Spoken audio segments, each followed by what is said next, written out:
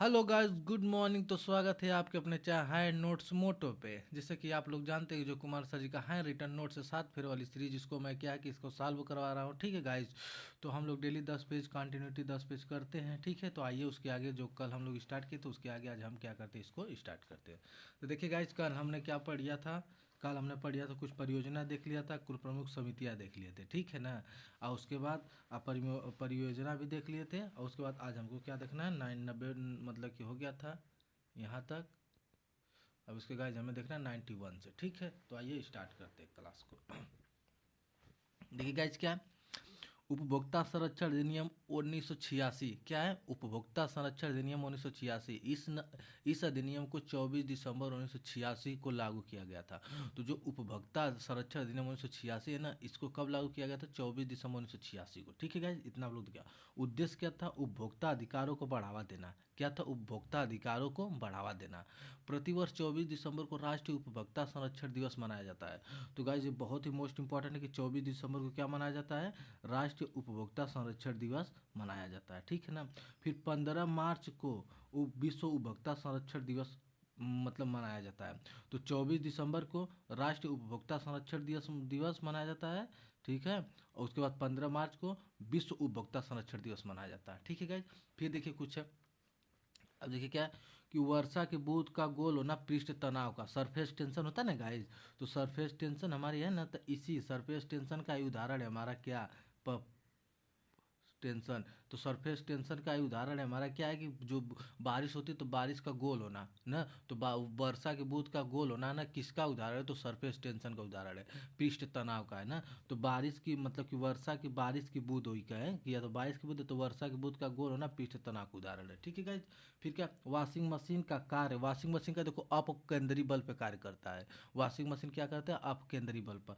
और दूध से मक्खन बनाना भी अपकेंद्री बल पे। देखिए जब गाइज हम लोग देखते हैं ना, तो जब जैसे कि हम लोग छोटे थे तो हमारी दादी मम्मी ऐसे जैसे कि लेकर वो जैसे दूध में मक्खन बना के तो जो मथनी होती थी ना, तो उसमें लेकर ऐसे करती थी। ऐसे ऐसे ऐसे ऐसे किया जाता था। ठीक है, तो ऐसे ऐसे किया जाता था ना, तो उसमें जितने सब की उसमें जो थे, मतलब कि जो दही थी, तो मक्खन जैसे कि दही इधर उधर, दही को ही मतलब ऐसे किया जाता था, तो बाद में फिर इधर जाके आरी आरी हो जाती थी। ठीक है, तो इधर जाके साइड में तो उसमें मक्खन बनता था। फिर वहाँ से हम लोग क्या उसको घी निकाल के उसके बाद उसको निकालते थे, वही मक्खन की बात कर रहा है। तो वो जो मक्खन है वो हमारा अपकेंद्री बल का उदाहरण है, क्योंकि जब इस तरह हम लोग कर रहे हैं ना, तो वो कहाँ बाहर की तरफ जा रहा है। जो वॉशिंग मशीन है ना, वो भी हमारी अपकेंद्री बल पर ही कार्य करती है। ठीक है, तो हमारी क्या है वॉशिंग मशीन, और क्या है कि दूध से मक्खन बनाना हमारा अपकेंद्री बल का ही उदाहरण है। ठीक है गाइज। फिर देखिए क्या, शिक्षा।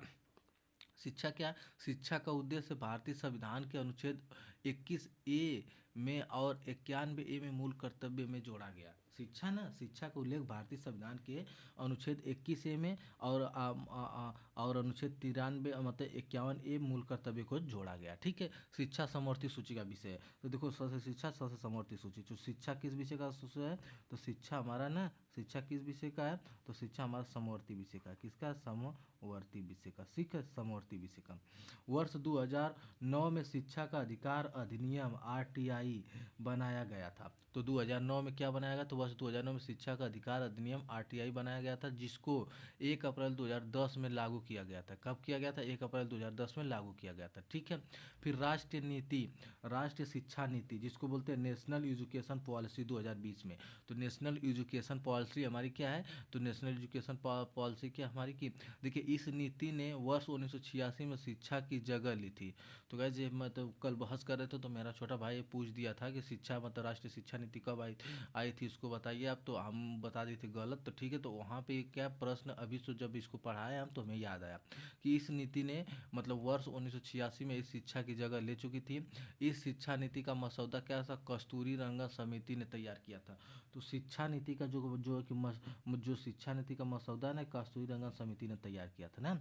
इस शिक्षा नीति ने स्कूली शिक्षा को 4 चरणों में बांटा था, 5, 3, 3, 4। ठीक है, फिर क्या, इस नीति को शिक्षा के 29 जुलाई 2020 में लागू किया गया था। इस शिक्षा नीति को लागू करने वाला पहला राज्य कर्नाटक था। तो इस शिक्षा नीति को लागू करने वाला पहला राज्य कौन था, हमारा राष्ट्रीय शिक्षा नीति को कर्नाटक था। ठीक है गाइज, आइए देखते हैं नेक्स्ट पेज। नेक्स्ट पेज देखिए गाइज क्या करा, पौधे के बारे में दिया। देखो हरित लवक में मैग्नीशियम, जो हरित लवक होता है ना, क्लोरोप्लास्ट बोलते हैं इसको, तो क्लोरोप्लास्ट जो होता है हरित लवक ना, तो हरित लवक में मैग्नीशियम पाया जाता है। और हरित लवक को क्लोरोफिल भी कहा जाता है।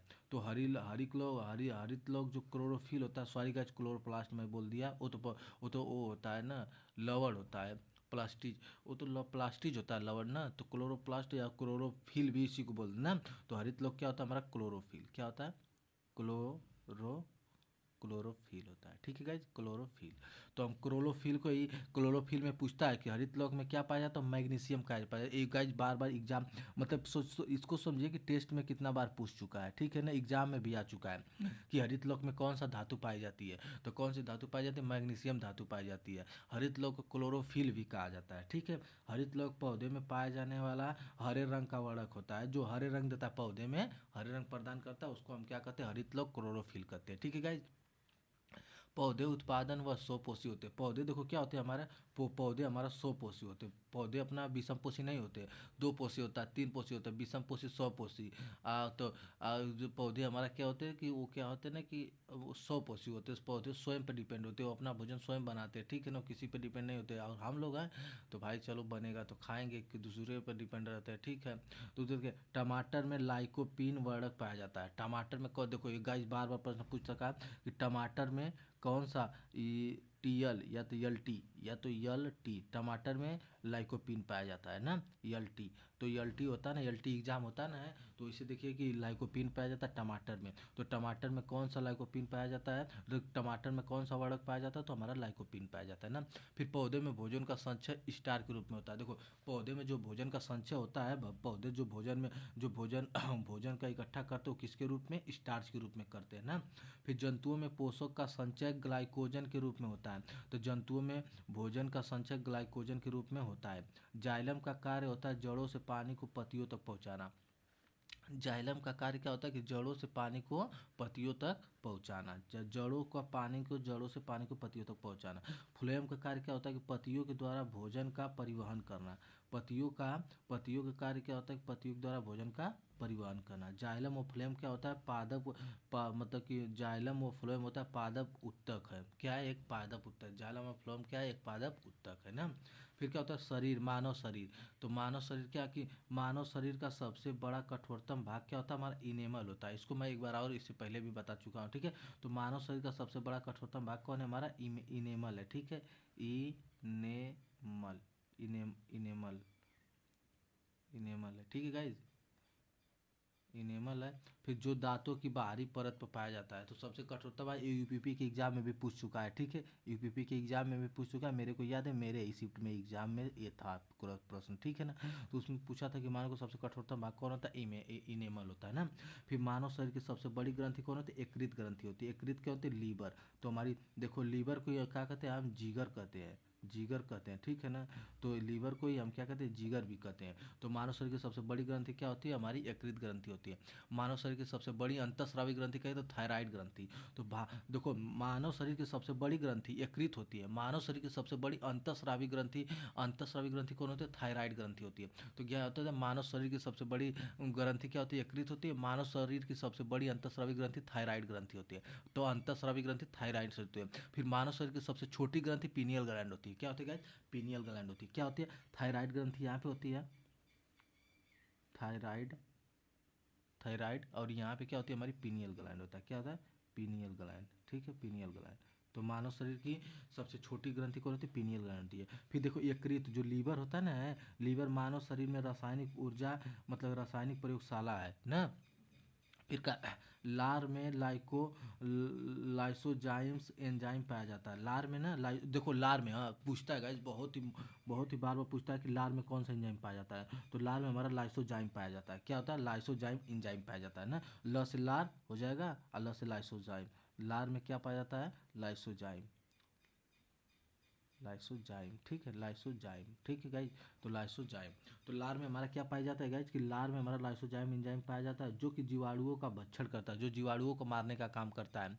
अग्नाशय ग्रंथि एक निश्चित ग्रंथि है। तो गाइज जब भी हम, मैं तो यही कहूँगा कि अगर जब भी आप एग्जाम देने जाइए ना, तो आप लोग जरूर यहाँ से भी देखिए, यहाँ से नहीं, यहाँ से जुलोयम फ्लोयम, मतलब जो जड़ों से पनियों का पत्तियों तक पहुँचाता है उसे जाइलम कहते हैं। फ्लोयम जो भोजन को पहुँचाता, परिवहन करता है, जाइलम और फ्लोयम पादप को तक, ये भी इंपॉर्टेंट है। मैं तो यही कहूँगा आप लोग ये पेज को, पूरा इंपॉर्टेंट पेज है, ठीक है, इसको आप लोग एक बार से देख कर जाइएगा एग्जाम से पहले, ठीक है।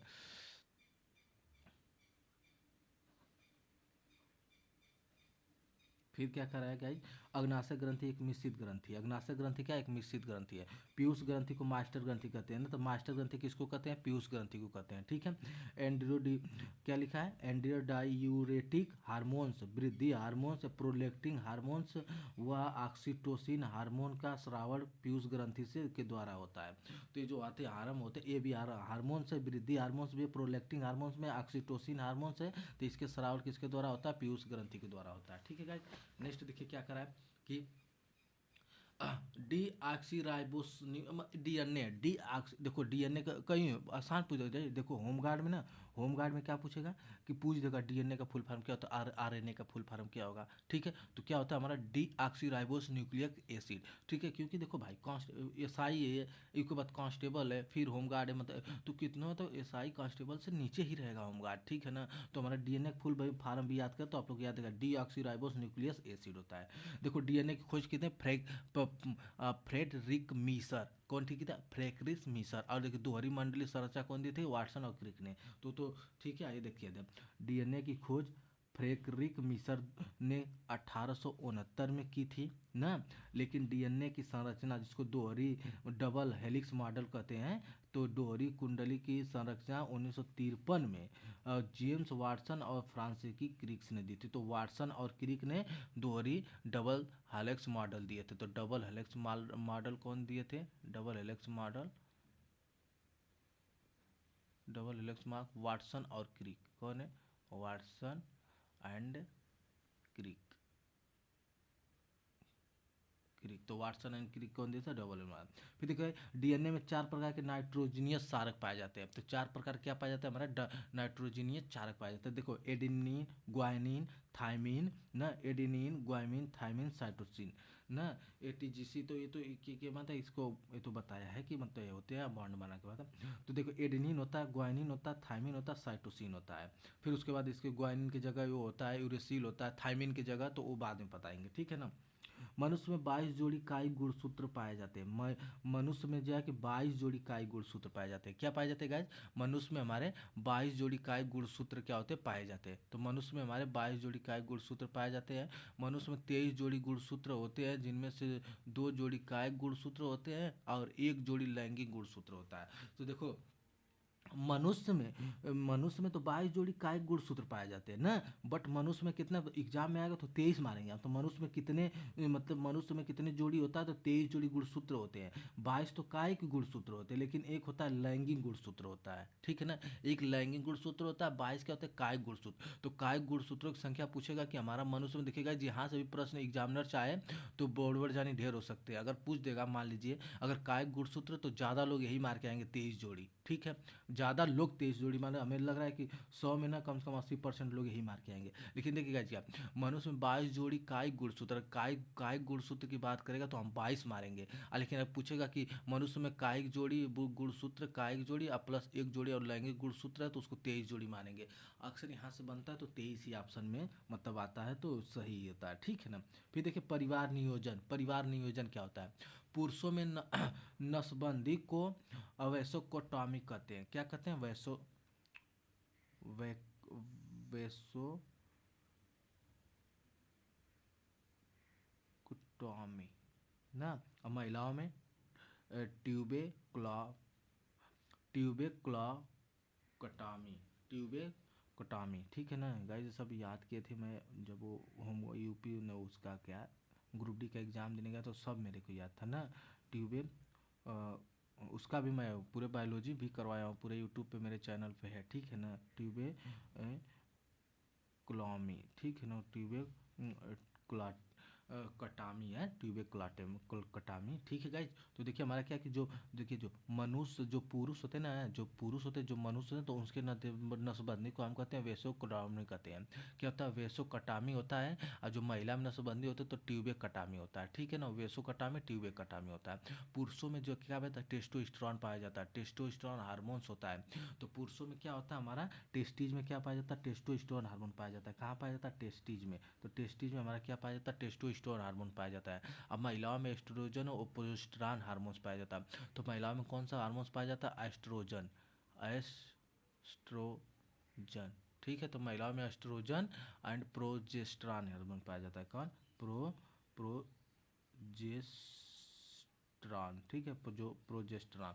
तो महिलाओं में कौन कौन से एस्ट्रोजन, मतलब कि एस्ट्रोजन और प्रोजेस्टेरॉन हार्मोन पाया जाता है। पुरुषों में टेस्टोस्टेरोन हार्मोन पाया जाता है, ठीक है।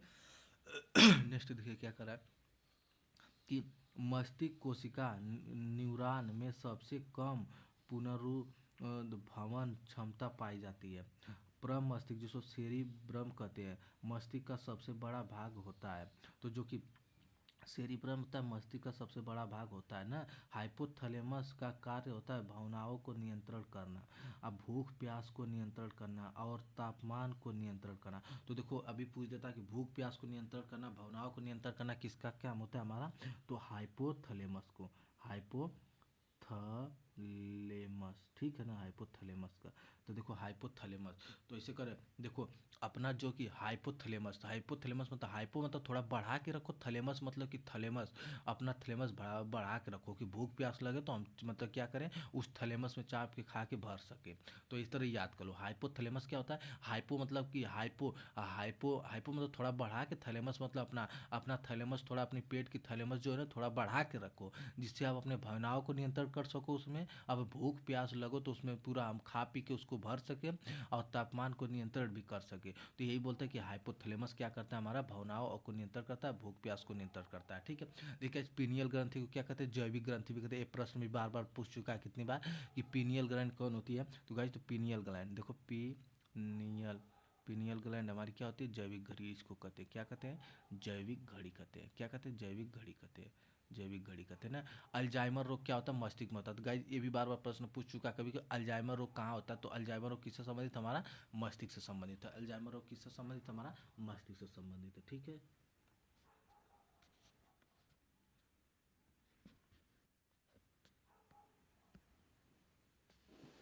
नेक्स्ट देखिए गाइस,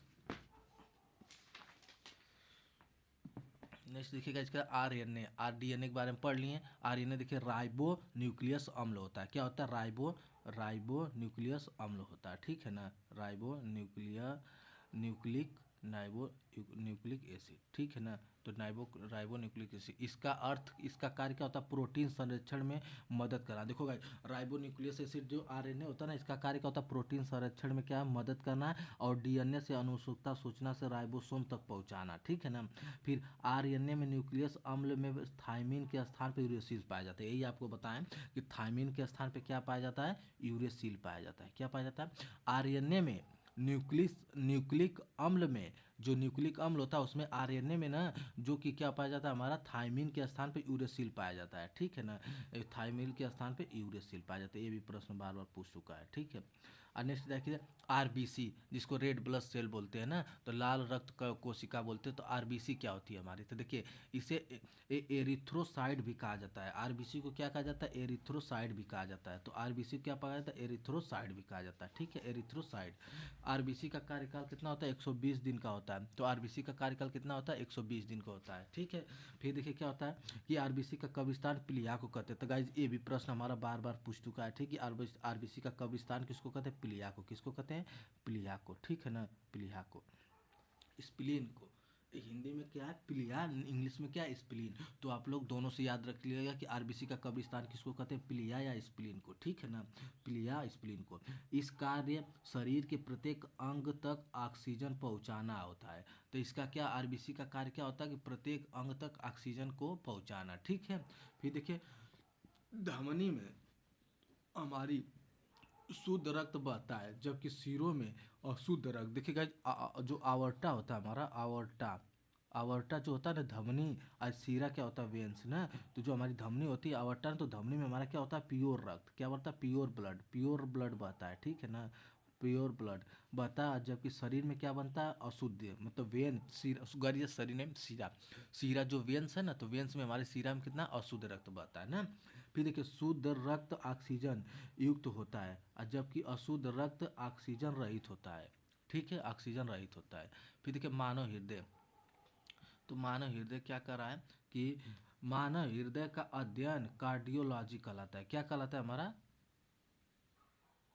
कार्डियोलॉजी, कार्डियोलॉजी कहलाता है। तो सब हृदय का अध्ययन को क्या कहते हैं हम कार्डियोलॉजी, ठीक है। तो क्या कहते हैं कार्डियोलॉजी, ठीक है, कार्डियोलॉजी। तो हृदय के अध्ययन को क्या कहते हैं कार्डियोलॉजी। हृदय कितने होते हैं, चार चार चेम्बर होते हैं, जिसको चार कोष्ठ भी बोलते हैं।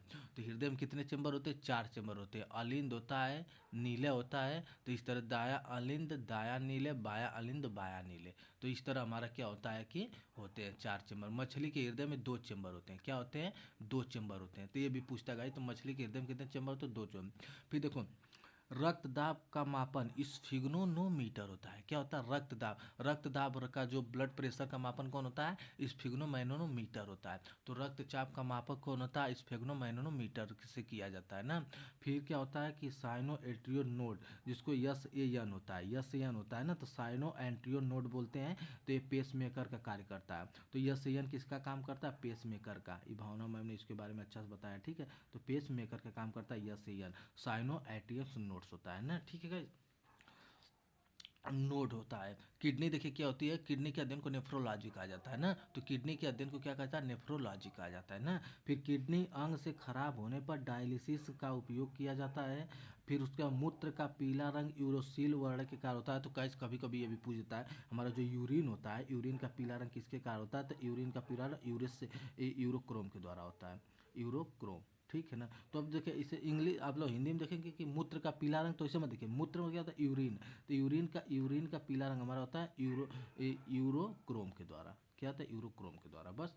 फिर सार्वजनिक मूत्राशय में क्षीण गंध अमोनियम के कारण होता है। देखिए गाइस अभी क्या करेंगे, अभी मान लीजिए कहीं आप टॉयलेट के आ गए तो क्या करेगा, तो वहाँ पे देखेंगे तो वो थोड़ा सा जो अथु एसिड की तरह, तो उसमें क्या होता है क्षीण गंध जो होती है अमोनिया कारण होती है, क्या होती है क्षीण गंध जो होती है अमोनिया कारण होती है, ठीक है गाइस। अब देखिए क्या होता है श्वसन तंत्र, क्या होता है श्वसन तंत्र हमारा ना, श्वसन तंत्र क्या होता है, तो श्वसन तंत्र की मूल इकाई एल्वियोली है, क्या है एल्वियोली, एल्वियोली, ठीक है एल्वियोली। तो श्वसन तंत्र की मूल इकाई हमारा कौन है एल्वियोली को, जिसको कोपिका बोलते हैं, कोपिका बोलते हैं, ठीक है ना गाइस। तो देखो अस्थमा यूरो मतलब कि अस्थमा, न्यूमोनिया, सिलिकोसिस श्वसन तंत्र से संबंधित रोग हैं। तो देखो अस्थमा जो होता है ना हमारा, अस्थमा हुआ न्यूमोनिया हुआ सिलिकोसिस हुआ, श्वसन तंत्र से संबंधित रोग हैं। श्वसन तंत्र शरीर में ऑक्सीजन ले जाने और कार्बन डाइऑक्साइड को बाहर निकालने में मदद करता है हमारा। जो श्वसन तंत्र होता है शरीर में ऑक्सीजन ले जाने और कार्बन डाइऑक्साइड को बाहर निकालने में क्या करता है मदद करता है, ठीक है। देखिए और उसके बाद क्या होता है गाइस कि हड्डियाँ के बारे में आप लोग को बताते थे कि देखो एक बताए थे बीबी लाल हो गई, तो बीबी लाल हो गई ना हमारी, तो बीबी लाल हो गई, तो बीबी लाल हो गई, तो क्या बताए थे आप लोग को बोन, और ये क्या है कि बोन, बोन प्लस बोन, तो हड्डियों और हड्डियों के मिलने से हमारा क्या बनता है लाल से लिगामेंट, क्या बनता है लिगामेंट बनता है। तो आप लोग को क्या बताए थे लिगामेंट बनता है। और उसके बाद क्या मसल्स, और क्या होता है कि मसल्स, और क्या होता है कि जो हमारा मांसपेशियाँ होती हैं और जो हमारी क्या होती है हड्डियाँ होती हैं, तो इसको मिलकर हमारा क्या होता है टेंडन, टेंडन। तो मांसपेशियाँ और हड्डियों को मिलने से क्या बनता है टेंडन। अब बीबी लाल हो गई मतलब कि अब बोन हो गया, बोन हो गया हड्डियों, और हड्डियों को मिलकर बनता है लिगामेंट बनता है। फिर हड्डियों के बारे में थोड़ा सा देख लेते हैं कि हड्डियाँ शरीर की कठोर संरचना होती है। हड्डियाँ शरीर की क्या होती है कठोर संरचना होती है, जो प्रोटीन व खनिज लवणों से बनती है, किससे बनती है जो प्रोटीन व खनिज लवणों से बनती है। वयस्क मनुष्य के शरीर में 206 हड्डियाँ होती है, कितनी होती है 206 हड्डियाँ होती है। नवजात शिशु में हड्डियों की संख्या वयस्क की तुलना में अधिक होती है, ठीक है। मनुष्य में अक्षीय कंकाल में कुल 80 हड्डियाँ अस्थायी पाई जाती है, तो 80 अस्थायी पाई जाती है हड्डियाँ, ठीक है। और मतलब अक्षीय कंगाल में 80 पाई जाती है। कितने पाई जाती है? अक्षीय कंगाल में 80 पाई जाती है, ठीक है ना। फिर उसके कहते हैं मनुष्य में 22 जोड़ी पसलियाँ पाई जाती है। देखिएगा इस पसलियाँ हमारी क्या होती हैं, ऐसे ऐसे ऐसे बना रहता है ना, ऐसे ऐसे ऐसे ऐसे, तो ये हमारी क्या पसेलिया है, ऐसे ऐसे क्या होता है, पसेलिया है, ठीक है, ये हमारी क्या पसेलिया है। तो देखिए 12 जोड़ी पाई जाती है, 12 12 इधर होगी, अब 12 इधर होगी, तो 12 12 24 पाई जाती है। लेकिन गाइज एक हमारा बीच में पाया जाता है जिसको क्या बोलते हैं, स्टर्नम बोलते हैं। क्या बोलते हैं? स्टर्नम बोलते हैं, ठीक है। तो ऐसे पूछेगा पूरा टोटल पसलियों की संख्या, तो हमारा स्टर्नम को लेकर इसको भी लेकर हमारा कितने बनेगा, 25 बनेगा। बट हमारा बस पूछेगा कि बस पसलियों की संख्या कितनी होगी, तो पसलियों की संख्या बस हम 24 मारेंगे, क्योंकि देखिए 12 इधर होती है, 12 इधर होती है, 1 से 7 तक सत्य पसलियाँ होती हैं, 1 से 7 तक सत्य होती हैं, 8 9 10 ये होती है हमारा असत्य पसलियाँ होती हैं, 11 और 12, जो 11 12 दो होती है ना, ये हमारी फ्लोटिंग रिप्स होती है, तैरने वाली पसलियाँ होती है। तो इसको आप लोग भी रखिएगा, 1 से 7 तक सत पसलियाँ, 8 9 10 हमारी मतलब फाल्स पसलियाँ, गलत पसलियाँ, और 11 12 क्या होती है, हमारा फ्लोटिंग रिप्स होती है, तैरने वाली पसलियाँ होती है, ठीक है। फिर देखिए गाइज क्या होता है, हमारे कुछ रोग होते हैं, रोग के संबंध से देखे थे। क्वासियोर कोर क्या होता है, प्रोटीन के संबंधित रोग है। क्वासियो कोर किससे संबंधित रोग है, प्रोटीन के संबंधित रोग है ना। फिर डायबिटीज, डायबिटीज किससे, अग्नाशय ग्रंथि से, डायबिटीज किससे, अग्नाशय ग्रंथि से। फिर मिनी माता जिसको माता ECG बोलते हैं, मरकरी से। तो मिनी माता किससे संबंधित है, पारा से। मिनी माता रोग किससे संबंधित है, बार बार गाइज पूछा प्रश्न में, ठीक है। तब मिनी माता रोग किससे संबंधित है हमारा, तो मरकरी से ना। फिर ब्लू बेबी सिंड्रोम क्या होता है, नाइट्रेट की अधिकता से होता है। तो ये तो ब्लू बेबी सिंड्रोम है, क्या है, ब्लू बेबी सिंड्रोम है। तो ब्लू बेबी सिंड्रोम हमारा क्या होता है, नाइट्रेट की अधिकता से होता है, तो नाइट्रेट से। तो देखिए क्या है, क्वासियोर्स प्रोटीन की कमी से, डायबिटीज होता है अग्नाशय ग्रंथि, मिनी माता होता है पारा, होता है मिनी माता पारा, ब्लू बेबी सिंड्रोम नाइट्रेट की कमी से। फिर देखिएगा कुछ अवतल लेंस होता है और उत्तल लेंस होता है, जिसको मायोपिया, मतलब हाइप्रोमेट्रोपिया, जिसको निकट दृष्टि दोष, दूर दृष्टि दोष ना। तो आप लोग को क्या बताया थे, दूना याद करिएगा, दूना। दूना से क्या हो गया ना, जैसे कि दूर के लिए अवतल लेंस, तो दूर के लिए क्या हो जाएगा हमारा उत्तल, गाइज सॉरी गाइज यू है ना, तो यू क्या हो जाएगा, दूर के लिए क्या हो जाएगा उत्तल, और निकट के लिए अवतल। तो डी से क्या हो जाएगा, दूना याद रखिएगा आप लोग, क्या दूना, तो दूना याद रखिएगा आप लोग, दूना। तो दूना क्या हो जाएगा, डी से हो जाएगा दूरी, यू से क्या हो जाएगा उत्तल, एन से क्या हो जाएगा निकट, ए से क्या हो जाएगा अवतल। तो आप लोग इसको दूना याद रखिएगा।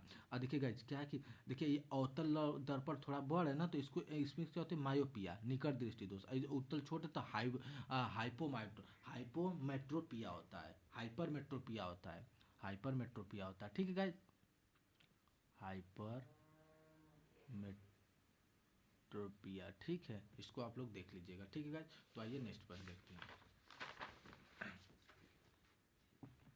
देखिए गाइज नेक्स्ट पेज क्या करा, नेक्स्ट पेज करा सॉरी गाइज, नेक्स्ट पेज पे आइए देखते हैं। शहर संबंधित, शहर होता है जैसे होता है नेपाल नगर जो MP में है, तो और राउरकेला जो कि उड़ीसा में है, और पूरी घाटी जो कि लद्दाख में, सूरत जो गुजरात में, किससे संबंधित है ना। तो देखिए जो नेपाल नगर मध्य प्रदेश का ना, वो अखबारी कागज होता है। तो अखबारी कागज से कौन संबंधित है, हमारा नेपाल नगर MP का नेपाल नगर ना, नेपाल नगर। अब ऐसे देखिए, ऐसे क्या होता है ना, ऐसे देखिए, तो कभी कभी देखिए अखबार जो अखबारी कागज होता है ना, कभी कभी देखते हैं ना, अगर आप कहीं पेपर मंगवा रहे हैं, अभी आप अभी मान लीजिए कि अभी अभी प्रेजेंट टाइम में अभी आप पेपर ऑर्डर कर दिए हैं, कहीं से पेपर आ रहा है, तो जानते हैं कोई कोई ना ऐसा होता है ना, पेपर अखबारी जो होता है अखबारी कागज, तो क्या होता है, बहुत नेपू होता है ना, बहुत नेपू होता है, आएगा धीरे धीरे से, जैसे सब लोग चले जाएंगे तो आएगा मध्य में, पहले तो सब लोग को मतलब देखता नहीं, मतलब टाइम बे टाइम का रहता है, तो सब लोग चले जाते तो आता है मध्य में, और उसे नेपते नेपते आता है, तो नेपते नेपते आता है, आपका अखबारी कागज फेंकता है चला जाता है, तो क्या होता है कि बहुत नेपू होता है। तो ऐसे क्या मध्य मतलब कि MP प्रदेश में नेपाल नगर में, नेपाल नगर नेप नेप के आता है का अखबार कागज लेके, तो नेप नेप के आता है बीच में आकर, अब बीच में आके फेंक के चला जाता है। तो नेप नेप के आता है अखबार कागज लेकर मध्य में फेंक के ही चला जाता है, पूरा पहुंचाता है नहीं, बीच में ही फेंक देता है। तो क्या होता है, हमारा अखबारी कागज किससे संबंधित है, हमारा नेपाल नगर से। और नेपाल नगर क्या है, हमारा MP से। तो नेपाल नगर से नेप नेप क्या आएगा, कागज न्यूज़पेपर लेकर बीच में फेंक कर, मध्य में फेंक कर चला जाएगा। MP नेपाल नगर में अखबारी कागज। तो कैसे गाइज आप लोग को याद हो गया, ठीक है गाइज। फिर देखिए राउरकेला हमारा क्या है, ओडिशा में है।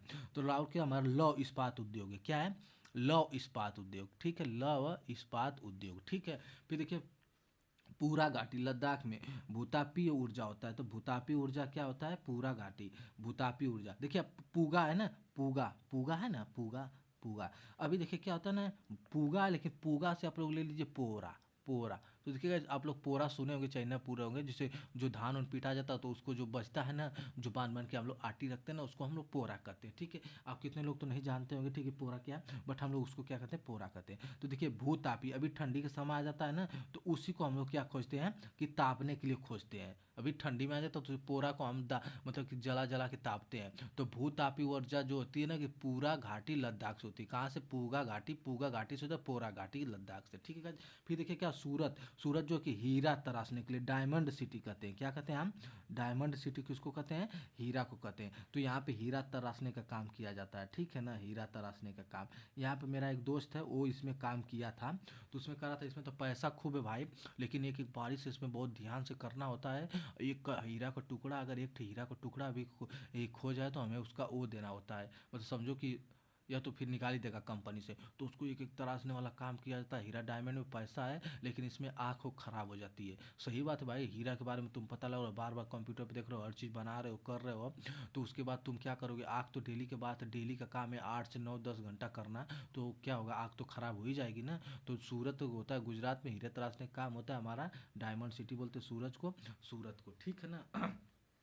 देखिए क्या है, भारत में बैंक नोट प्रिंटिंग प्रेस केंद्र, तो भारत में बैंक नोट प्रिंटिंग प्रेस केंद्र क्या है, देवास मध्य प्रदेश में, और नासिक के महाराष्ट्र में, मैसूर कर्नाटक में, सोलवी वेस्ट बंगाल में। फिर देखिए क्या है, अनुसंधान केंद्र, क्या है गाइस, अनुसंधान केंद्र, सतीश धवन अंतरिक्ष केंद्र, ठीक है ना। सतीश धवन, जो कि यहाँ से ना हमारी जो किसी की गाइस ना, कोई हमारा कोई कोई चीज़ लॉन्च होता है, जैसे एल बी एम जो होता है ना, एल बी एम, मतलब एल जो जितने भी जो भी उपग्रह लॉन्च होते हैं तो यहीं से होते हैं। उपग्रह जो हमारा लॉन्च होता है तो वो हमारा क्या होता है, सतीश धवन अंतरिक्ष केंद्र से होता है। कहाँ से होता है, सतीश धवन अंतरिक्ष केंद्र से होता है। इसका स्थापना हुई थी 1971 में। तो जो हमारा सतीश धवन अंतरिक्ष केंद्र है, इसकी स्थापना 1971 में हुई थी। और मुख्यालय कहाँ है इसका, श्रीहरिकोटा, आंध्र प्रदेश के। तो आंध्र प्रदेश की इसका श्रीहरिकोटा में क्या इसका मुख्यालय है, ठीक है गाइस। तो सतीश धवन के हम लोग को क्या करना है, इतनी बातें याद रखना सतीश धवन के बारे में। सतीश धवन अंतरिक्ष केंद्र कहाँ है, स्थापना वर्ष 1971 में हुई थी, मुख्यालय श्रीहरिकोटा आंध्र प्रदेश में है। और उसके बाद देखिए विक्रम साराभाई अंतरिक्ष केंद्र, तो विक्रम साराभाई, ये भी गाइस बार बार एग्जाम में पूछता है, ठीक है ना, अंतरिक्ष केंद्र, ठीक है। तो विक्रम साराभाई अंतरिक्ष केंद्र स्थापना हुई थी 21 नवंबर 1963 को। मुख्यालय कहाँ है, तिरुवनंतपुरम केरल में। कहाँ, 21 नवंबर 1961 में स्थापना हुई थी, मुख्यालय का तिरुवनंतपुरम केरल में। भारतीय अंतरिक्ष अनुसंधान संस्था इसरो, तो देखो इसरो है ना, इसरो की मुख्यालय स्थापना 1969 में हुई थी। 15 अगस्त कब हुई थी, 15 अगस्त 1969 में। गाइज इसको तो आप लोग वेरी इंपॉर्टेंट है, ठीक है, इसको आप लोग जरूर याद रखिएगा, क्योंकि बार बार पूछता कि इसरो की स्थापना कब हुई थी। तो इसरो की स्थापना हमारा कब हुआ था, 1969 में। कब हुआ था, 1969 में। तो भारतीय अंतरिक्ष अनुसंधान संस्था इसरो की स्थापना कब हुई थी, 15 अगस्त 1969 को ना। मुख्यालय कहाँ है, बेंगलुरु कर्नाटक में। मुख्यालय कहाँ है, बेंगलुरु कर्नाटक में। संस्थापक डॉक्टर विक्रम साराभाई, तो बात उन्हीं के मतलब कि डॉक्टर विक्रम साराभाई, ठीक है ना। नेक्स्ट देखिए क्या गाइस, अभियान को, ये अभियान क्या है, देखिए ऑपरेशन ब्लू स्टार, कुछ अभियान है, अभियान के बारे में आइए देखते हैं, 2 4 अभियान, ठीक है। तो क्या है गाइस ना, अभियान, तो हमारा क्या, ऑपरेशन ब्लू स्टार, तो क्या है ऑपरेशन ब्लू स्टार, क्या गाइस, आप अभियान, अभियान देखिए ऑपरेशन ब्लू स्टार। तो ऑपरेशन ब्लू स्टार 1984, क्या है अभियान, ऑपरेशन ब्लू स्टार 1984, ठीक है। स्वर्ण मंदिर अमृतसर व हरि मंदिर साहिब अमृतसर में है, आतंकवादियों को निकालने के लिए है ना। तो 1984 में है, स्वर्ण मंदिर अमृतसर व हरि मंदिर साहिब अमृतसर से आतंकवादियों को निकालने के लिए है। ऑपरेशन मेघदूत क्या होता है, 1984 में, 1984 में क्या होता है ऑपरेशन मेघदूत। तो ऑपरेशन मेघदूत क्या, 1984 में सियाचिन ग्लेशियर नुब्रा घाटी पर कब्जा के लिए एक सैन्य ऑपरेशन है। तो मेघदूत क्या है हमारा, सियाचिन, मेघदूत किससे संबंधित है, सियाचिन नुब्रा घाटी लद्दाख पर कब्जा के लिए एक सैन्य ऑपरेशन था। तो हमारा ऐसे याद रखिएगा, operation Meghdoot. Operation blue star क्या था कि स्वर्ण मंदिर अमृतसर में, इससे मतलब स्वर्ण मंदिर अमृतसर में, ठीक है, आतंकवादियों को निकालने के लिए किया गया था। उसके बाद ऑपरेशन हमारा मेघदूत ना, मेघ मतलब क्या होता है बादल, मेघदूत मतलब क्या होता है बादल, बादल के द्वारा दूत, तो सियाचिन ग्लेशियर, सियाचिन ग्लेशियर से बादल मतलब कि दूत भेजा गया है, नुब्रा घाटी से होकर लद्दाख पर कब्जा करने के लिए सैन्य ऑपरेशन किया गया था, ठीक है। फिर देखिए क्या ऑपरेशन पोलो, पोलो किसी मतलब कि पोलो, ठीक है ना। अपोलो से क्या हो जाएगा कि इसमें तहत हैदराबाद रियासत को भारत का हिस्सा बनाया गया था। तो पोलो हैदराबाद को खोलो, तो ऑपरेशन पोलो किससे था, हैदराबाद को खोलो, हैदराबाद को खोल खाल के भारत का हिस्सा लिया के बना दो। तो पोलो हैदराबाद को खोलो, हैदराबाद को खोल के भारत का हिस्सा बना दो। तो पोलो ऑपरेशन पोलो हैदराबाद को खोलो और खोल के भारत का हिस्सा बना दो, ठीक है ना। फिर देखो ऑपरेशन क्या है, all out, all out, operation all out, all out. तो देखिए गाइज हम इसको नहीं बता रहे हैं, 1948 में था ऑपरेशन ऑल आउट, 2017 में, कब है 2017 में operation all out. Jammu Kashmir से आतंकियों को बाहर निकालने के लिए चलाया गया था, तो ऑपरेशन ऑल आउट क्या था, ऑपरेशन ऑल आउट। तो ऑल आउट क्या होता है, देखो ऑल आउट क्या होता है ना, देखो ऑल आउट किस लिए आता था, ऑल आउट आता है हमारा एक मच्छर, मच्छर भगाने के लिए आता है ना, तो मच्छर भगाने के लिए ऑल आउट आता है ना। तो इसी तरह हमारे हमारे मच्छर कौन है, हमारे मच्छर पाकिस्तान के जो है सब तो मच्छर ही हैं, पाकिस्तान वाले पाकिस्तानी जो होते हैं ना वो क्या है हमारे मच्छर ही हैं, ठीक है ना। तो क्या है उन्हीं को जम्मू कश्मीर से उन्हीं आतंकवादियों को, जो आतंकवादी थे पाकिस्तानी आतंकवादी, तो उन्हीं को बाहर निकालने के लिए चलाया गया था ऑल आउट। तो पूरा ऑल आउट से जिसे लगाते समय मच्छर भाग जाते हैं ना, उसी तरह ऑल आउट चलाया गया था जिससे आतंकवादियों को भगाने के लिए, ठीक है गाइज। तो इससे आप लोग इसको याद रखिएगा। Operation Brahma, operation Brahma Myanmar, तो देखिए ऑपरेशन ब्रह्मा 2025 में चला गया था म्यांमार व थाईलैंड में। 28 मार्च 2025 को विनाशकारी भूकंप के बाद भारत सरकार ने म्यांमार को सहायता प्रदान करने के लिए ऑपरेशन ब्रह्मा चलाया था। देखिए गाइस ऑपरेशन क्या होता है ना, ऑपरेशन ब्रह्मा, ब्रह्मा क्या होते हैं भगवान है, ब्रह्मा क्या होते हैं, ब्रह्मा भगवान है। अब भगवान भाई भगवान की कब जरूरत होगी, अभी मान लीजिए कोई विनाश वाली स्थिति आ जाए, भूकंप आ जाए ना, तो वहाँ से हमें क्या भगवान की बात आएगी, भगवान हमें बचा लीजिए, भगवान हमें बचा लीजिए, भगवान हमें कुछ नहीं होना चाहिए, होता ना है भगवान हमें से होता है। तो देखो क्या कहते हैं, तो उसी लिए कहा है कि जब विनाशकारी भूकंप के बाद भारत सरकार ने म्यांमार को सहायता प्रदान किया था, तो उस समय ऑपरेशन ब्रह्मा चला था, ठीक है गाइज। अब देखिए अम्ल क्षार के बारे में देखते हैं, एसिड एंड बेस, एसिड और बेस के बारे में कुछ देख लेते हैं, ठीक है, एसिड एंड बेस। देखिए गाइस क्या कर रहा है, अम्ल का स्वाद खट्टा व क्षार का स्वाद कड़वा होता है। तो अम्ल का स्वाद क्या होता है खट्टा व क्षार का स्वाद क्या होता है कड़वा होता है, ठीक है। ये क्या होता है, अम्ल क्या होता है नीले लिटमस पेपर को क्या करता है लाल कर देता है, जबकि क्षार क्या करता है लाल लिटमस पेपर को नीला कर देता है। तो देखो एसिड डालेंगे तो किसी चीज़ को, तो नीले लिटमस पेपर को क्या कर देगा, नीले को क्या कर देगा लाल कर देगा, और उसमें क्षार डालेंगे बेस डालेंगे तो वो क्या करेगा लाल को क्या कर देगी नीला कर देगी, ठीक है। तो ऐसे एसिड एसिड क्या करता है नीले लिटमस पेपर को लाल कर देता है, और क्षार क्या हो जाता है लाल लिटमस पेपर को नीला कर देता है। तो ये भी प्रश्न हमारा बार बार पूछता है और इम्पोर्टेंट भी होमगार्ड पुलिस के लिए ना। पीएच पैमाने 7 से कम होने पर अम्ल तथा 7 से अधिक होने पर क्षार बनता है। तो सही बात है, यहाँ से 0 है, यहाँ से 7 हो गया, यहाँ से इधर, इससे कम है तो एसिड है, इससे अधिक है तो अम्ल है, 14 तक होता है, ठीक है। इस तरह आप देखिए आप लोग सोरेंसन ने पीएच पैमाने खोज सोरेंसन ने की थी, इसको भी हम लोग को बता चुके थे, ठीक है ना। फिर देखिएगा इस क्या है, ऊर्जा का पिरामिड सदैव क्या होता है सीधा होता है। तो ऊर्जा का पिरामिड क्या होता है सदैव सीधा होता है, ऊर्जा का पिरामिड क्या होता है सीधा सीधा होता है, ठीक है, ऐसे शायद बना होता है। तो ऊर्जा का पिरामिड हमारा क्या होता है सदैव सीधा होता है, ठीक है, क्या होता है सीधा होता है। ऊर्जा का पिरामिड हमारा सदैव क्या होता है सीधा होता है। पेड़ पौधे व उत्पन्न व मतलब कि स्वपोषी होते हैं, जबकि जंतु क्या होते हैं परपोषी होते हैं, इसको आप लोग को बता भी चुके हैं। जैव विविधता संरक्षण अधिनियम 2002 में पारित किया गया था। तो जैव विविधता संरक्षण अधिनियम कब पारित किया गया था 2002 में, ठीक है गाइस। तो इसको भी हम लोग निचोड़ चुके हैं, ठीक है। आइए देखते हैं नेक्स्ट पेज, ठीक है। नेक्स्ट देखिए क्या करा है गाइस कि रसायनों के नाम बताइए, रसायनों के नाम देखिए, देखिए सोडियम बाइकार्बोनेट लिखा है ना, और सोडियम कार्बोनेट और नाइट्रिक ऑक्साइड। तो देखिए क्या होता है आइए समझ लेते हैं। देखिए सोडियम बाइकार्बोनेट जिसको बेकिंग सोडा कहते हैं, और वाशिंग सोडा क्या कहते हैं ना कि सोडियम बाइकार्बोनेट, देखिए सोडियम बाइकार्बोनेट बेकिंग सोडा कहते हैं, इसका फार्मूला आता है NaOH होता है, CO3 होता है, ठीक है। इसका क्या होता है ना कि सोडियम कार्बोनेट का क्या होता है, Na2CO3। तो देखिए यहाँ पे टू नहीं होता है गाइस, देखिए टू नहीं होता है, सोडियम बाइकार्बोनेट जिसको बेकिंग सोडा कहते हैं ना। तो बेकिंग सोडा कहते हैं। तो अगर देखिए आप बेकिंग सोडा मतलब कि खाने वाला सोडा, वॉशिंग सोडा मतलब धोने वाला सोडा। तो अगर आप खाने वाला सोडा जाएंगे तो NaHCO3 होता है। तो NaH क्या करेंगे ना, आप खाने वाला सोडा खाएंगे तो सोडा मतलब बेकिंग सोडा जो होता है, जो खाने वाला खाने वाला जो सोडा होता है, तो खाने वाला सोडा आप क्या करेंगे, थोड़ा सा मटेरियल थोड़ा कम में खाएंगे, मतलब कि क्या करेंगे कि थोड़ा सा क्या करेंगे कम में खाएंगे तो N2। लेकिन वही धोने वाला सोडा की बात आएगी तो थोड़ा सा ज़्यादा ले लेंगे। अब देखिए अभी देखिए आप लोग यूज देखिए तो क्या होता है, धोने वाला सोडा का ज़्यादा यूज होता है कि खाने वाला सोडा का। तो आप लोग खाने वाला सोडा थोड़ा सा कम डालते हैं, तो नमक लीजिए तो खाने वाला सोडा हम थोड़ा कम डालेंगे, अगर इतना डाल देंगे तो ख़राब हो जाएगा, थोड़ा कम डालेंगे। तो इसलिए NaHCO3 होता है, तो इसमें कुछ नहीं होता है, NaHCO3 होता है। लेकिन वही धोने वाला सोडा आ जाएगा तो हम खाने वाला सोडा इतना डालें तो उसका दुगना डाल देंगे। खाने वाला सोडा हम इतना डालें तो इतना डाल देंगे धोने के लिए, बाल्टी में डाल के कपड़ा गो देंगे। तो धोने वाला सोडा क्या हो जाएगा हमारा, तो हमारा वॉशिंग सोडा हो जाएगा Na2CO3 हो जाएगा। लेकिन यार धोने वाला तो 10 बाल्टी भी लगता है, तो 10 भी 10H2O भी होना चाहिए यार, इसमें तो कुछ गलती लग रहा है यार। हाँ? धोने का सोडा का होता है 10 बाल्टी लगता है, तो 10H2O भी होना चाहिए, 10 बाल्टी पानी भी लगता है। ऐसे मतलब ट्रिक बना था एक, ठीक है।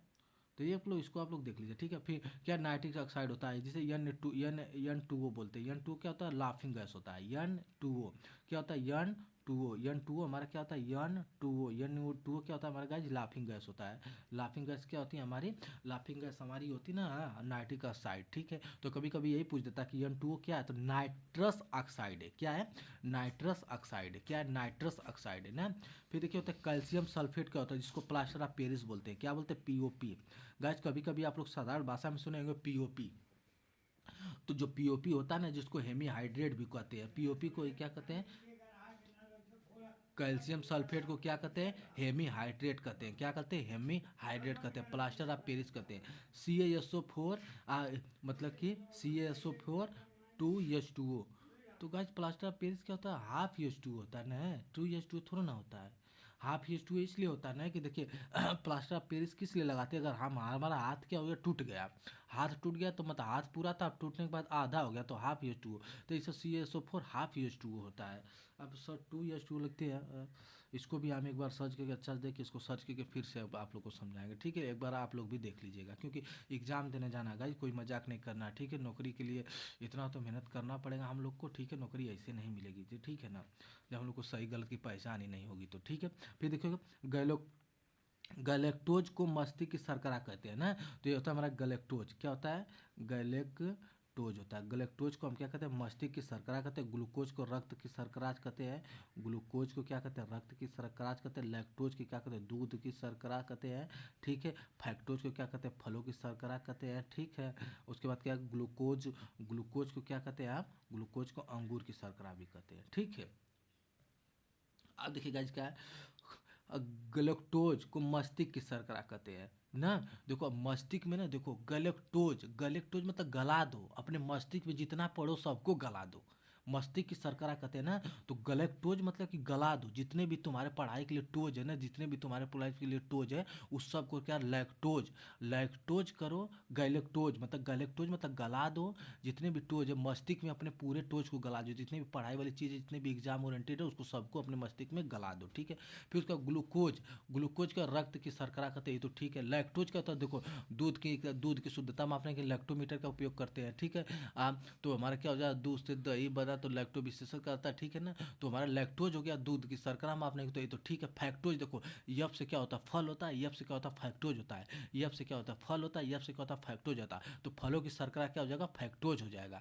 अब ग्लूकोज, अंगूर की शर्करा भी ग्लूकोज को भी कहते हैं। बस गाइस जिसमें क्या है, एक बार पढ़ते रहिए, ट्रिक लगाते चलिए, करते चलिए। राज्य पुनर्गठन आयोग 1953, राज्य पुनर्गठन आयोग 1953 गाइस बहुत ही मोस्ट इंपॉर्टेंट है, ठीक है ना। राज्य पुनर्गठन आयोग 1953। देखिए वर्ष 1953 1953 में फजल अली की अध्यक्षता में राज्य पुनर्गठन आयोग की स्थापना की गई थी। तो राज्य पुनर्गठन आयोग की स्थापना की थी। गाइज एक बार बोले तो ये भी पेज हम लोग का क्या है, बहुत ही मोस्ट इंपॉर्टेंट पेज है, हम पेज के ऊपर लिख दिए हैं, ठीक है ना आप लोग इसको। तो क्या है हमारा, तो देखिए क्या है हमारा, फजल अली की अध्यक्षता में राज्य पुनर्गठन की आयोग की स्थापना की गई थी 1953 में। तो ये पूछता है कि राज्य पुनर्गठन की आयोग की स्थापना की गई थी 1953 में किसके किसकी अध्यक्षता में, तो फजल अली की अध्यक्षता में। फिर पूछता है राज्य पुनर्गठन की मतलब कि राज्य पुनर्गठन आयोग फजल अली की अध्यक्षता में की गई थी किस सन में, तो 1953 में। 1953 में फजल अली की अध्यक्षता में कौन सा आयोग आया था, तो राज्य पुनर्गठन आयोग आया था। ऐसे ही ना पूछेगा, और क्या पूछेगा। 1 नवंबर 1956 को भारत में 14 राज्य व 6 केंद्र शासित प्रदेश थे। फिर आंध्र प्रदेश भाषाई आधार पर गठित होने वाला पहला राज्य था। तो देखो आंध्र प्रदेश पूछेगा, पूछेगा कि आंध्र पर मतलब भाषा के आधार पर गठित होने वाला पहला राज्य कौन था, तो हमारा आंध्र प्रदेश था। तो भाषा के आधार पर गठित होने वाला पहला राज्य हमारा कौन था, मतलब कि आंध्र प्रदेश था, ठीक है। देखिए भौतिक स्थल आकृतियों का उत्तर से दक्षिण के क्रम में ना, देखिएगा क्या भावर, प्रश्न भावर तराई बावर खादर उल्टा। देखो भावर क्या होता है ना, जहाँ पे नदियाँ विलुप्त हो जाती है। जिससे देखो ये हमारा क्या है कि ये हमारा क्या है कि पहाड़ है, ये हमारा, तो इसे देखिए क्या है ना, ये हमारा देखो छोटे छोटे कंकड़ है, ठीक है, छोटे छोटे कंकड़ है, छोटे छोटे कंकड़ है, ठीक है, छोटे छोटे कंकड़ है, छोटे छोटे कंकड़। यहाँ पे नदियाँ विलुप्त हो जाएंगी, जिससे देखो नदियाँ ऐसे बह रही है ना, तो यहाँ पे पत्थर के पीछे जाएगी तो नदियों को पता चलेगा, नहीं पता चलेगा। तो इस जगह को हम क्या कहते हैं, भावर कहते हैं, ठीक है। फिर यहाँ से निकल के जब आएगी तो तराई से क्षेत्र में, तो तराई क्षेत्र में नदियाँ जब आएगी तो तराई क्षेत्र में आने वाली सोचो जिसको दलदली दलदली भाग बोलते हैं, तो ये तराई हो जाएगी, तराई हो जाएगी। लेकिन क्या हो जाएगी, तराई क्षेत्र से होकर देखिएगा कभी कभी इधर फैल जाती है, जो दूर दूर तक नहीं फैल पाती है। जो जैसे नदियाँ जा रही है तो पहले तो विलुप्त हो जा रही है पत्थरों में, फिर वहाँ से निकल रही तो दलदली भाग बना दे रही है, फिर निकल रही है तो फिर वहाँ तक पहुँच ही नहीं पा रही है। कभी समझे कि ये यहाँ तक पानी जाना था बट यहीं तक जा रही है, इधर तक नहीं जाता। जहाँ तक पानी नहीं जो पुरानी जड़ों में मिलता है, जिसको बागर बोलते हैं, क्या होता है, बागर हो जाएगा, ठीक है। फिर खादर क्या हो जाएगा कि जहाँ से नदियाँ बह रही है और जितने क्षेत्र में बह रही हैं, जितने क्षेत्र में नदियाँ बढ़ी जहाँ तक बढ़े तो उसको नवीन जड़ों मित्रा बोलते हैं, ठीक है। तो ये हमारा क्या हो जाएगा, खादर हो जाएगा। डेल्टा का नदियों का अंतिम मुहाना जो होता है, जैसे नदियों का अंतिम मुहाना हमारा क्या कहता है, लास्ट वाला, तो उसको डेल्टा कहते हैं। तो नदियों का अंतिम मुहाना हमारा क्या कहलाता है, डेल्टा कहलाता है। नदियों का अंतिम मुहाना हमारा डेल्टा कहलाता है, ठीक है। तो यहाँ पे हम देख सकते भावर तराई बागर खादर डेल्टा, ठीक है गाइस। आइए देखते हैं नेक्स्ट। नेक्स्ट देखिए क्या करा हमारा, पुराना नाम। पुराना नाम क्या है, डब्ल्यू का वर्ल्ड वाइड वेब। क्या होता है, डब्ल्यू वर्ल्ड वाइड वेब होता है ना। देखो वाईफाई का क्या होता है, वायरलेस फिडेलिटी होता है। तो वाईफाई का क्या होता है, वायरलेस फिडेलिटी होता है। लैन का क्या होता है, लोकल एरिया नेटवर्क होता है। तो गाइज होमगार्ड के लिए तो मेरे को लगता है बहुत ही मोस्ट इंपॉर्टेंट, यहाँ से एक प्रश्न पक्का बनना चाहिए, ठीक है ना। तो हमारा क्या होता है, डब्ल्यू को सबको याद है, वर्ल्ड वाइड वेब होता है। वाईफाई का होता है वायरलेस फिडेलिटी होता है। लैन का क्या होता है, लोकल एरिया नेटवर्क होता है। एमआरआई का क्या होता है, मैग्नेटिक रिजोनेंस इमेजिंग होता है। तो एमआरआई का क्या होता है, मैग्नेट रिजोनेंस इमेजिंग होता है। एलसीडी का क्या होता है, लिक्विड क्रिस्टल डिस्प्ले होता है। एलसीडी का क्या होता है, लिक्विड क्रिस्टल डिस्प्ले होता है। सीआरटी का क्या होता है, कैथोड रे ट्यूब होता है। सीआरटी क्या होता है, कैथोड रे ट्यूब होता है। एसटीटी क्या होता है, हाइपोटेक्स्ट ट्रांसफर प्रोटोकॉल होता है। तो हाइपर टेक्स्ट ट्रांसफर प्रोटोकॉल होता है, ठीक है गाइज। अब देखिए क्या होता है, एलईडी की क्या होता है, लाइट इमिटिंग डायोड होता है। क्या होता है, लाइट इमिटिंग डायोड होता है, लाइट इमिटिंग डायोड होता है। आरईएम क्या होता है, रैंडम एक्सेस मेमोरी होता है। क्या होता है, रैंडम एक्सेस मेमोरी होता है। रोम का क्या होता है, रीड ओनली मेमोरी होता है। क्या होता है, रीड ओनली मेमोरी होता है। नेफ्ट का क्या होता है ना, नेशनल इलेक्ट्रॉनिक फंड ट्रांसफर होता है। क्या होता है गाइज, नेफ्ट का, इसको मेरा भाई ने कल ही पूछा, शाम से कल ही पूछा था कि नेफ्ट का क्या होता है फुल फार्म, नेफ्ट का फुल फार्म, ठीक है। तो हम लोग क्या किए थे कि इसको नहीं पढ़ सकते तुक्का मारते, बट हम लोग इसको इकोनॉमी पढ़े हम, ठीक है ना। तो इसमें होता है क्या, नेशनल इलेक्ट्रॉनिक फंड ट्रांसफर। तो नेशनल इलेक्ट्रॉनिक फंड ट्रांसफर होता है, ठीक है। ओटीटी क्या होता है, over time top, over the top यार, ओटीटी। ओटीटी क्या होता है, ओटीपी हम सोचे हैं कि वन टाइम पासवर्ड होता है ना, तो ओटीटी है, तो over the top, over the top होता है। यूपीआई क्या होता है, यूनिफिल्ड पेमेंट ट्रांसफर इंटरफेस। यूपीआई क्या होता है गाइज, यूनिफिल्ड पेमेंट इंटरफेस होता है। आरटीजीएस क्या होता है कि रियल टाइम ग्रास सेटलमेंट होता है। यूएसबी क्या होता है, यूनिवर्सल सीरियस बस होता है। क्या होता है, यूनिवर्सल सीरियल बस होता है। फिर देखिए गाइज क्या होता है कि 26 जुलाई 1983 को डॉक्टर एपीजे अब्दुल कलाम के नेतृत्व में शुरू किया गया था। 26 जुलाई 1983 में जो ये हमारा IGMDP होता है, एकीकृत अधिनियम मिसाइल विभाग कार्यक्रम मिसाइल के बारे में कराए। तो मिसाइल के बारे में हमारा एकीकृत निर्देशित मिसाइल विकास कार्यक्रम होता है कि 26 जुलाई 1983 को डॉक्टर एपीजे अब्दुल कलाम के नेतृत्व में शुरू किया गया था। इस कार्यक्रम का उद्देश्य मिसाइल प्रौद्योगिकी की आत्मनिर्भरता हासिल करना था। इस कार्यक्रम के तहत पृथ्वी, त्रिशूल, अग्नि, नाग व आकाश मिसाइलों का विकास किया गया। भारत में पहली स्वदेशी क्रूज मिसाइल निर्भर है। तो भारत में पहली स्वदेशी क्रूज मिसाइल क्या निर्भर है? क्या है कि ब्रोम सुपरसोनिक क्रूज मिसाइल है। ब्रोम क्या है कि ब्रह्मोस्त्र जो है, ब्रह्मोस्त्र क्या है हमारा सुपरसोनिक क्रूज मिसाइल है। क्या है? सुपरसोनिक। क्या है? सुपरसोनिक। सुपरसोनिक गाइस दिखाई नहीं दे रहा है क्या आप लोग बोल भी? तो क्या है कि ब्रह्मोस्त्र क्या है कि सुपरसोनिक क्रूज मिसाइल है। ठीक है।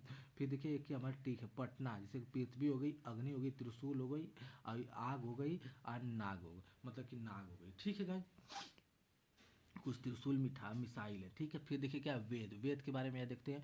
क्या? ऋग्वेद, यजुर्वेद, सामवेद, अथर्ववेद। तो गाइस यहीं से हम पूछ देते हैं त्रिवेद किसको कहते हैं। यहीं से आप लोग को पूछ देते हैं एक प्रश्न कि त्रिवेद किन वेदों को कहा जाता है। त्रिवेद किन वेदों को कहा जाता है? त्रिवेद बताइए आप लोग। तो देखिए गाइस क्या होता है ऋग्वेद, ऋग्वेद को क्या कहते हैं? उपवेद को यजुर्वेद, और उसको उपयोग के उपवेद के रचनाकार कौन है? धनवती है, धनवंतरी है।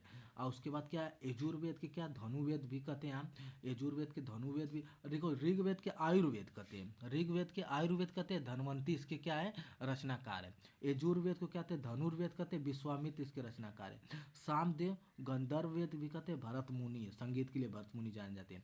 अथर्ववेद को शिल्पवेद कहते हैं, विश्वकर्मा जिसके क्या है कि रचनाकार है। तो गाइस देखिए ऋग्वेद, यजुर्वेद, सामवेद, इसको तीनों को क्या कहते हैं? हम त्रिवेदी कहते हैं। अथर्ववेद तो नहीं होता है। ठीक है गाइस, तो इसको आप लोग याद रखिएगा। ठीक है। नेक्स्ट प्रश्न देखिए गाइस क्या होता है, next page and last page. ठीक है। देखिए इसमें क्या है? Green muffler. ग्रीन मफलर क्या होता है गाइस ना, इसको बस के ही पूछ देता है कभी कभी ग्रीन मफलर क्या होता है। तो ग्रीन मफलर देखो, ग्रीन मफलर का संबंध ध्वनि प्रदूषण से। किससे है? ध्वनि प्रदूषण से। किससे है? ध्वनि, ध्वनि तो ठीक है, प्रदूषण आ गया। प्रदूषण मतलब ध्वनि के द्वारा क्या कि प्रदूषण को मतलब कि हमारा क्या करना, फैलाना। तो इसको हम कहते हैं ग्रीन मफलर। तो ध्वनि के द्वारा प्रदूषण को फैलाना ये क्या कहलाता है? ग्रीन मफलर कहता है। ध्वनि मफलर का संबंध ध्वनि प्रदूषण से है। श्राव्य जिसे प्राश्रव्य तरंगे की आवृत्ति कितना 20 हर्ट्ज होती है ना, से अधिक होती है, जिनका उपयोग चमगादड़ द्वारा करती है। तो चमगादड़ हमारी क्या करती है ना, 20 हर्ट्ज से अधिक मतलब कि तरंगों को क्या करती है हमारी चमगादड़, इसको प्राश्रव्य मतलब सुन सकती है। तो क्या होती है? चमगादड़। फिर होता है वायु प्रदूषण का संबंध क्या होता है? लाइकेन से संबंधित है ना। तो देखिए ध्वनि प्रदूषण ग्रीन मफलर से संबंधित है, ध्वनि प्रदूषण ग्रीन मफलर से संबंधित है। तो हमारा लाइकेन क्या है ना, लाइकेन, लाइकेन हमारा क्या है ना, तो लाइकेन हमारा क्या? वायु प्रदूषण है। क्या है? वायु प्रदूषण। वायु प्रदूषण। क्या है? वायु प्रदूषण। तो लाइकेन क्या है? वायु प्रदूषण है। और फिर संबंध लाइकेन है। कवक व शैवाल सजीविक है। तो सजीवी मतलब संबंध लाइकेन है। तो बायोटिक होता है गाइज, तो सजीवी को कहते हैं। तो ये भी प्रश्न बार बार पूछता है। ठीक है। तो क्या कहा है कि कवक व शैवाल सजीवी संबंध लाइकेन है, सजीवी संबंध लाइकेन है। कवक का अध्ययन को माइकोलॉजी कहलाता है, शैवाल को अध्ययन को फाइकोलॉजी कहलाता है। कवक को अध्ययन को क्या कहते हैं हम? माइकोलॉजी। और शैवाल के अध्ययन को क्या कहते हैं? फाइकोलॉजी। फाइकोलॉजी। ठीक है, फाइकोलॉजी। तो कवक के अध्ययन को क्या कहते हैं हम? माइकोलॉजी। शैवालिक के अध्ययन को क्या कहते हैं? फाइकोलॉजी। कवक के अध्ययन को क्या कहते हैं? माइकोलॉजी। शैवालिक के अध्ययन को क्या कहते हैं? फाइकोलॉजी। फिर जैव विविधता। जैव विविधता अधिनियम वर्ष 2002 में पारित किया गया था। जैव विविधता अधिनियम वर्ष 2002 में पारित किया गया था। फिर सर्वाधिक जैव विविधता भूमध्य रेखा विषुवत रेखा के पास और सबसे कम ध्रुवों पर पाई जाती है। तो सर्वाधिक जैव विविधता कहाँ पाई जाती है? हमारा भूमध्य रेखा विषुवत रेखा के पास, और सबसे कम पाई जाती है ध्रुवों पर पाई जाती है। फिर देखो क्या, विश्व में सर्वाधिक जैव विविधता अमेजन वर्षा ब्राजील में पाई जाती है। तो सर्वाधिक जैव विविधता कहाँ पाई जाती है, हमारी अमेजन वर्षा ब्राजील में पाई जाती है। अमेजन वर्षा वन को पृथ्वी के फेफड़ों कहा जाता है। तो अमेजन के वर्षा अमेजन के जो वन होते हैं ना, अमेजन अमेजन वर्षा वन को हम क्या कहते हैं, पृथ्वी के फेफड़े कहते हैं, पृथ्वी के फेफड़े के कहा जाता है।